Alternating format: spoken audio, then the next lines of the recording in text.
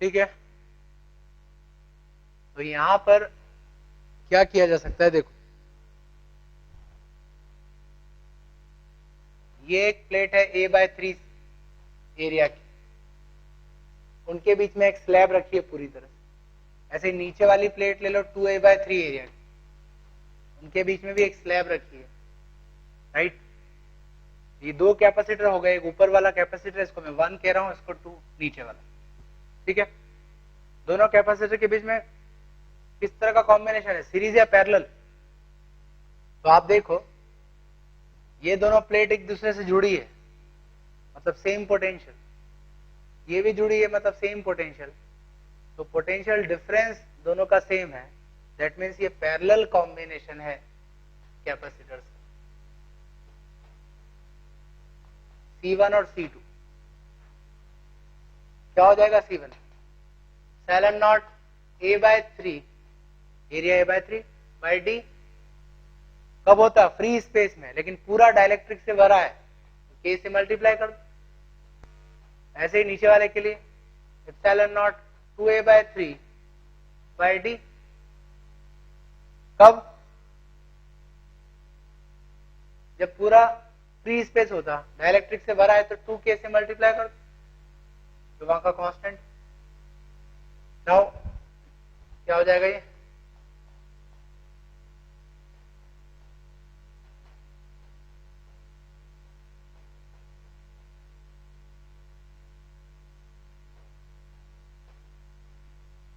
Equivalent capacitance, तो add कर दो सीधे C1 प्लस C2, तो it is 5 epsilon not K A/3D, ठीक है, ठीक है। अब देखो इसी प्रॉब्लम को मैं इलेक्ट्रिक फील्ड से भी कर सकता हूं, लेकिन उसमें थोड़ा सा हमें सावधानी से करना होगा, गलती हो सकती है। पहली बात, इलेक्ट्रिक फील्ड ठीक है दोनों में सेम नहीं होगी, क्यों, पोटेंशियल डिफरेंस तो सेम है बट डाइलेक्ट्रिक कांस्टेंट दोनों का अलग है, तो इलेक्ट्रिक फील्ड की वैल्यू दोनों में डिफरेंट होगी, राइट। तो उसको ध्यान रखकर हमें करना होगा, तो इलेक्ट्रिक फील्ड वाले से ट्राई करते हैं, ठीक।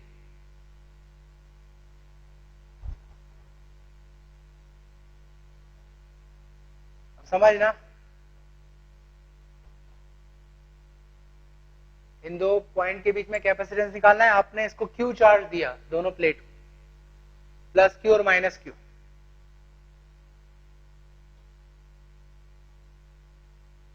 राइट। तो अभी हमने कैपेसिटेंस निकाला था दोनों का, ठीक है। ऊपर के लिए क्या आ रहा था 1/3 और नीचे आ रहा था 4/3, मतलब नीचे का जो कैपेसिटेंस है, ठीक है ना, वो 4/3 टाइम्स ज्यादा है ऊपर से, राइट। तो चार्ज का डिस्ट्रीब्यूशन कैसा होगा ये भी देख लो, ठीक है।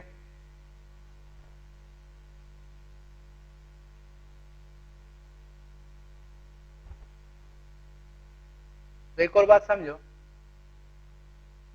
आपने Q चार्ज दिया तो इस प्लेट पर भी चार्ज आएगा और दूसरे पर भी आएगा, बट दोनों पे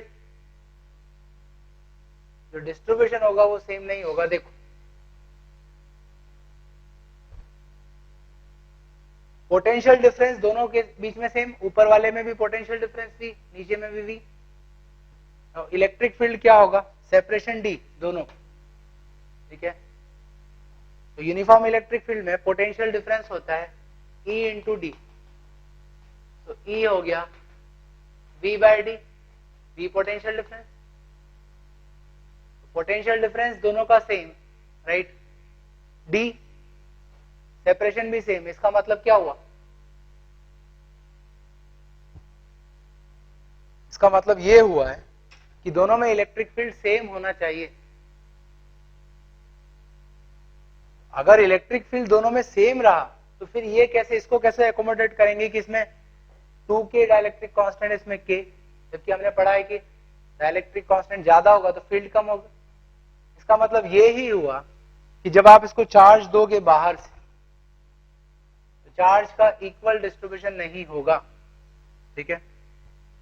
फॉर एग्जाम्पल 2 के होने के कारण फील्ड कम होना चाहिए, फील्ड वही है, इसका मतलब नीचे चार्ज ऊपर से ज्यादा है, ठीक है। चार्ज डेंसिटी की बात करूं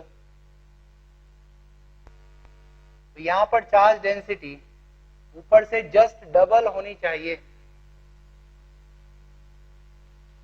राइट। सॉरी, एक तरफ प्लस और एक तरफ माइनस।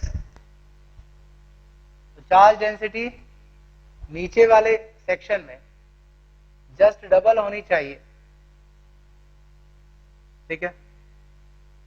तो ऊपर अगर चार्ज डेंसिटी सिग्मा है तो नीचे होनी चाहिए 2 सिग्मा। तो इलेक्ट्रिक फील्ड होता है सिग्मा बाय एप्सिलॉन नॉट, और के से डिवाइड करोगे डाइलेक्ट्रिक होने के कारण, राइट। यहां का डाइलेक्ट्रिक कांस्टेंट के और इस तरफ 2k। इस बेसिस पर इलेक्ट्रिक फील्ड दोनों में सेम हो जाएगा। 2 टाइम्स ज्यादा है बिकॉज ऑफ डेंसिटी, तो 2 टाइम्स कम भी हो जाएगा because of this dielectric constant. Charge density दोनों में अलग, ठीक है, समझना। Electric field is V by D, right. Now electric field को कैसे लिखा जा सकता है, यहां की बात करूं नीचे की, दोनों में एक होगा। Electric field is sigma by epsilon not, right. या ऊपर की बात कर लें, दोनों में एक है। सिग्मा बाय एप्सिलॉन नॉट तो फ्री स्पेस में होता है, इसमें होगा 1/k से मल्टीप्लाई करना होगा, ठीक। और सिग्मा क्या होगा, चार्ज अपॉन एरिया। अब ऊपर और नीचे में कितना चार्ज क्या होगा बताओ। चार्ज होता है डेंसिटी इंटू एरिया। ऊपर का एरिया A/3 है, नीचे 2A/3, और नीचे की डेंसिटी भी डबल है, एरिया भी डबल, डेंसिटी भी डबल। इसका मतलब जो चार्ज है वो नीचे 4 टाइम्स होना चाहिए ऊपर के कंपैरिजन में। तो टोटल चार्ज तो आपने Q दिया है, दैट मीन्स Q/5 ऊपर होना चाहिए और 4Q/5 नीचे होना चाहिए। समझ गया या नहीं? एरिया और डेंसिटी दोनों डबल है तो चार्ज 4 टाइम्स हो जाएगा, राइट। तो अब ऊपर के लिए सिग्मा क्या हो जाएगा, Q/5A, Q/5A। ये तो इलेक्ट्रिक फील्ड है and that is equal to V/D। Capacitance होता है Q/V, राइट। अच्छा, एरिया कितना है इसका ऊपर का A/3, तो Q/5 तो चार्ज है अपॉन एरिया A/3, कैपेसिटेंस हो जाएगा, ठीक है। Q/V means 5 epsilon not A K/3D। तो इलेक्ट्रिक फील्ड के कंसेप्ट से भी निकाल सकते हो, बट थोड़ा कॉम्प्लिकेटेड है क्योंकि चार्ज डेंसिटी जो है दोनों तरफ डिफरेंट होगी। तो बेस्ट तरीका है आप पैरेलल कॉम्बिनेशन लो और सीधे निकाल लो। इसके आगे एक प्रॉब्लम लेते हैं।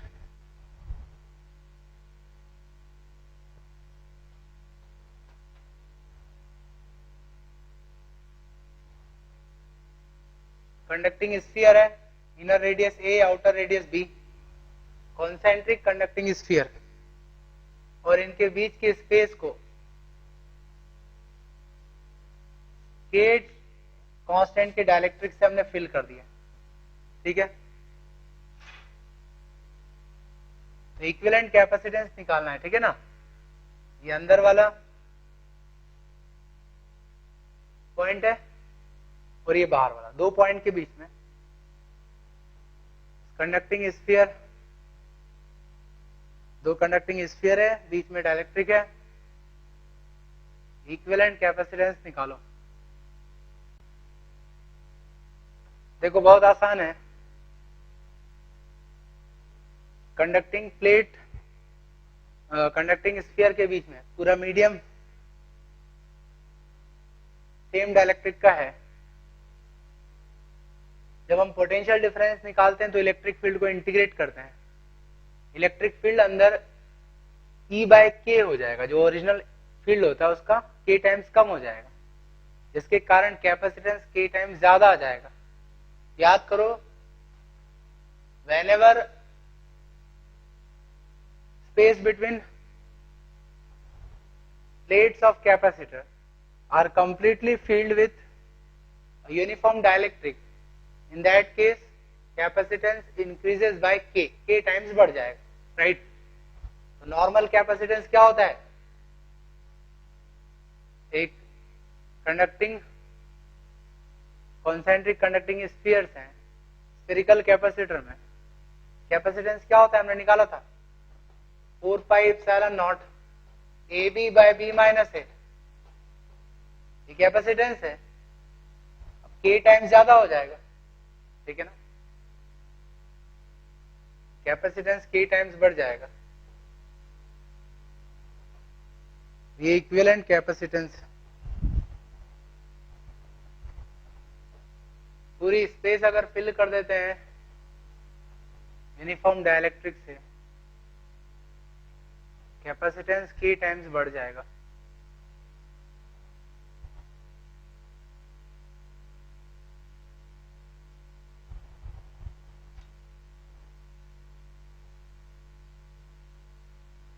अब एक इसी तरह का एग्जांपल लेते हैं।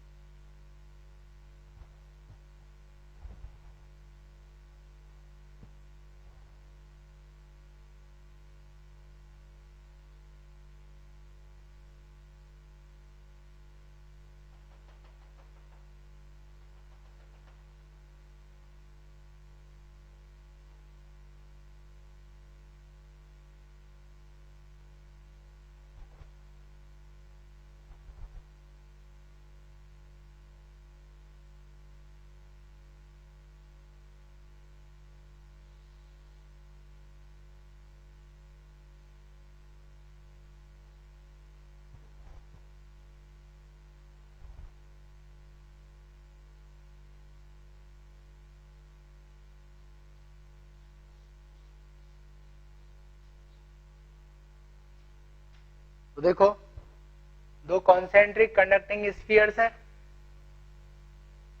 उनके बीच में दो लेयर है डाइलेक्ट्रिक की। अंदर वाली लेयर का कांस्टेंट के कहां से कहां तक, वो r से 2r रेडियस के बीच में, और बाहर वाली लेयर का कांस्टेंट 2k 2r से 3r के बीच में है, राइट। तो आपको कैपेसिटेंस निकालना है इन दो कंडक्टिंग स्फीयर्स के बीच का कैपेसिटेंस, अंदर वाले और बाहर वाले स्फीयर्स के बीच का कैपेसिटेंस निकालना है। देखो, इसमें दो कैपेसिटर बन रहे हैं, एक r से 2r के बीच वाला और एक 2r से 3r के बीच, राइट। देखते हैं सीरीज है पैरेलल है। सबसे अंदर की कंडक्टिंग प्लेट का पोटेंशियल मैं V असाइन कर रहा हूं और बाहर का 0, और 2r डिस्टेंस पर पोटेंशियल ले रहा हूं मैं V डैश, राइट। जो अंदर वाला कैपेसिटर होगा वो है V और V डैश के बीच में, और बाहर वाला कैपेसिटर है V डैश और 0 के बीच में,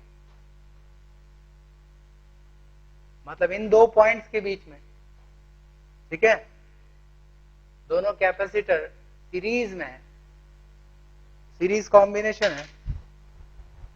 C1 अंदर वाले स्फीयर का capacitance 4 pi epsilon naught radius r and 2r upon b minus A. ये तब होता जब अंदर एयर होती या फ्री स्पेस होता, k से मल्टीप्लाई करना होगा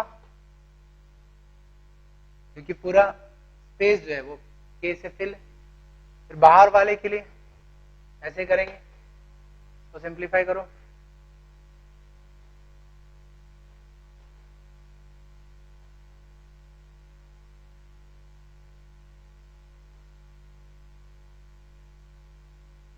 ठीक है।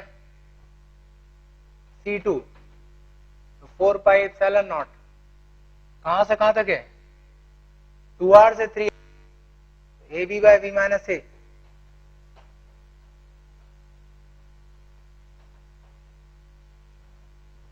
और के से मल्टीप्लाई करो कांस्टेंट कितना है 2k राइट ये होगा 48 ln not k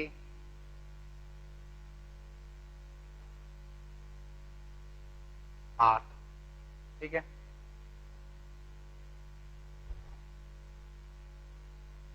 series combination तो equivalent capacitance C1 C2 upon C1 plus C2 ठीक है देख लो क्या होगा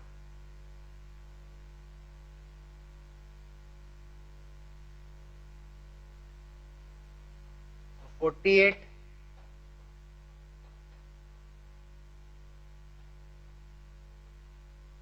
अपॉन 7